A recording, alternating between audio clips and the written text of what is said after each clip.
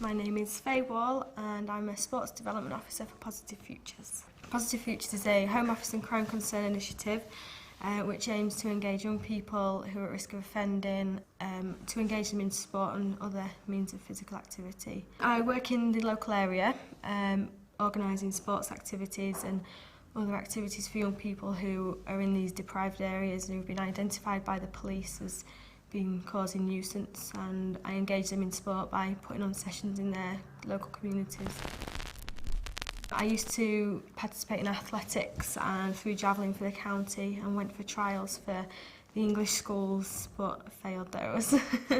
I was quite popular at school. I was the captain of all the sports teams, from the athletics team to netball, rounders, hockey, football, but didn't really enjoy it as much as I think I should have done. And didn't put in as much effort as I should have done, but it didn't really matter to me in the job that I'm in now because you don't need a degree for the job that I'm in.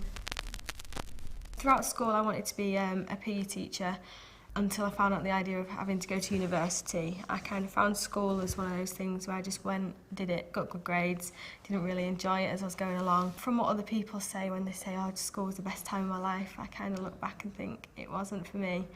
But a job came up in sports development as a trainee doing an NVQ. My PE teacher advised me to go for it, so I did.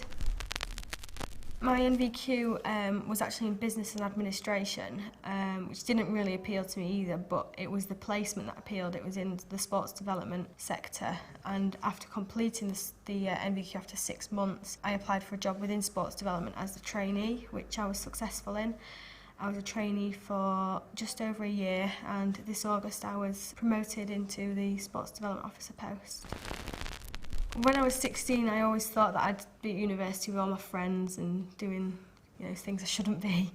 I'm glad that I didn't go to university down that road, just for the fact that now I'm earning my own money, and if I'd have gone to university I would have started where I did anyway, so I've kind of stepped ahead 2 or 3 years, so I'm happy with that.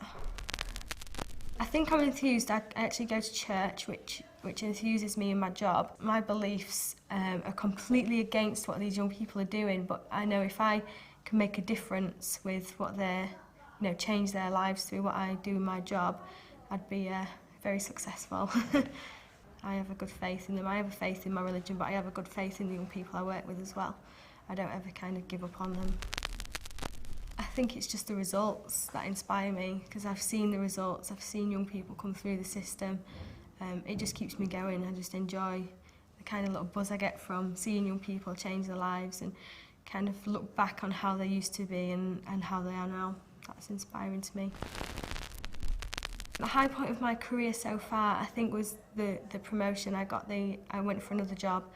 And I was put into post in August this year, so not long ago. I'm really enjoying that, and I think I've come a long way just in the past couple of weeks. Because I'm working to that higher standard, I have to change the way I am, and it's quite enjoyable. I like doing that. I'd like to move up in my job, become more management. I don't think I could go to the top, but I'd like to just move up maybe another step. I like being on the lower ground level, working face to face with the young people. I don't think it'd be as enjoyable not being able to see the results myself. My hope and aspiration is that I could continue the good work that I'm doing and just keep my enthusiasm and my determination, and I know from that I could go further and move up.